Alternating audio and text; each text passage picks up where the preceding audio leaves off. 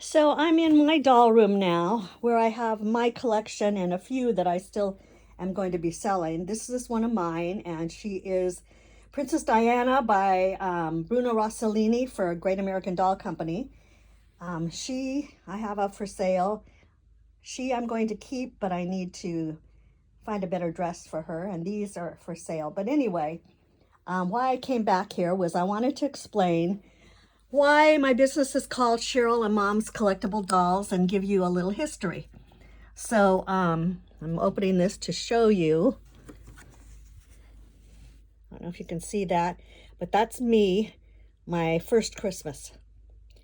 And because I was born in February, so anyway, feeding my first baby doll.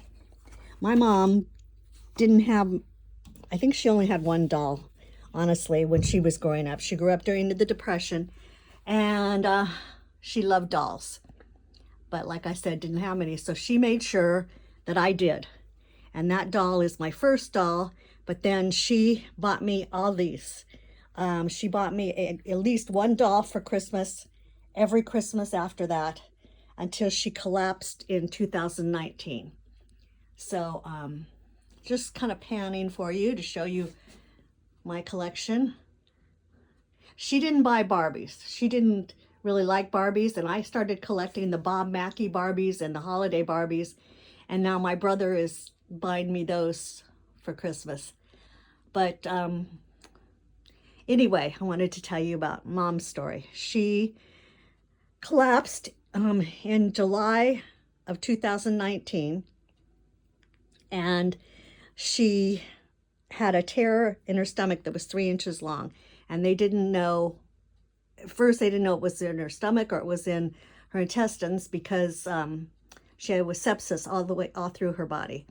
And at the time, she was 84, and they said she was in bad shape, and they didn't think that she would make it through a surgery. And the anesthesiologist didn't even want to try to do it because they just didn't think she'd make it. And about a week before that, she'd been at home, and she was sitting on the bed with me, and I had my arm around her, and she looked at me and she said, "Cheryl, please don't let me die." So when all this happened, and they told us they didn't think she'd make it through the surgery, but then they also said she would die right away if we didn't do the surgery. So recalling that conversation, my brother Eric and I talked, and we decided we had to give her a shot at the surgery. I mean, we had to. She wanted to live. So we did, and she made it through the surgery like the trooper she was. She was so strong. And but at her age, at 84 and turning 85, they'd had to put her on a ventilator, and her lungs were just not strong enough to get off of it. So she stayed that way for 13 months. And the thing is, people say, well, why did you do that to her? Well, it wasn't like that. She was alert. She knew what was going on, and the doctor said she was a miracle because she could speak. Even with the tracheotomy, she spoke. And even during COVID, I went there every day. It was about 30 miles each way because they told us to put her in this skilled nursing facility because it was the best one for weaning patients off the ventilator. Even during COVID, I went. She had a cell phone. I had a cell phone. I'd be outside the windows. Last Christmas Eve, I stayed till way after dark with a lantern, and was singing Christmas carols to her through the window and the phones. And anyway, the last day she was even alive, they had COVID in there, and I couldn't go in to see her. And I spoke to her through the window, and she was perfectly coherent. And we were talking about the prices I was selling dolls. Right then, by then, I was only selling on eBay. And I told her maybe I hadn't sold any in a while, maybe I should lower the prices. And she said, no, I think we should always be fair. We should sell them for what they're actually worth and not take less. But don't charge people too much either. Just be fair. So that's what I've done. But anyway, like I said, she was in there 13 months, and I'd spend the day over there, but then at night I'd come home with nothing but the TV, and I had a nervous breakdown, and I could not function. I was crying all night long, not sleeping, not eating. Well, I did eat but just chocolate and sweets, which that was not good. So my brother suggested, well, you love your dolls. Why don't you do something with your dolls? So I found an online auction and that had some Rusty dolls.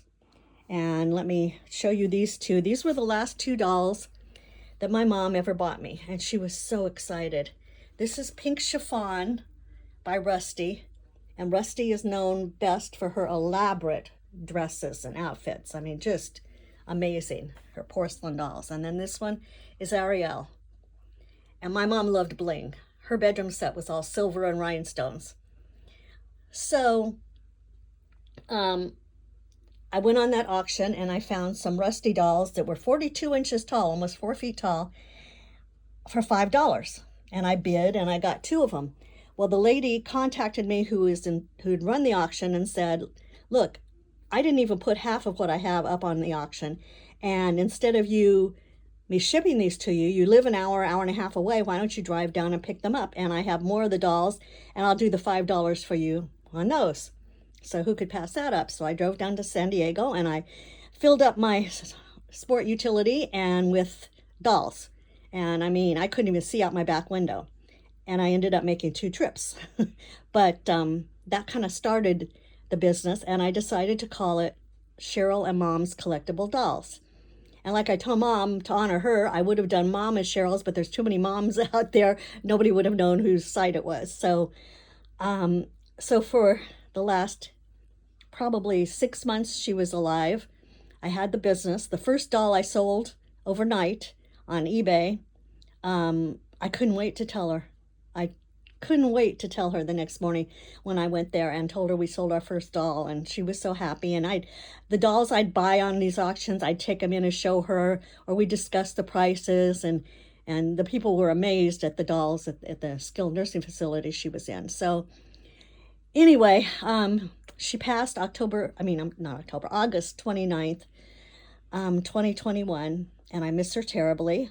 She was my best friend, and I've since started selling dolls not just on eBay. In fact, I'm very few on eBay now because they charge so much, and instead twice a month I go on Facebook Live on our business page, Facebook page of Cheryl and Mom's Collectible Dolls, and the second and fourth Tuesdays of the month I do a live auction, and with my friend from a doll club, Pat, and we sell the dolls on auction sites.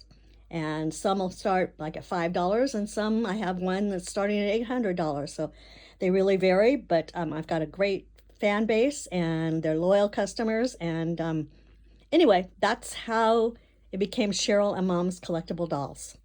So thank you all for listening to that long video. I tried to keep it quick, but thank you.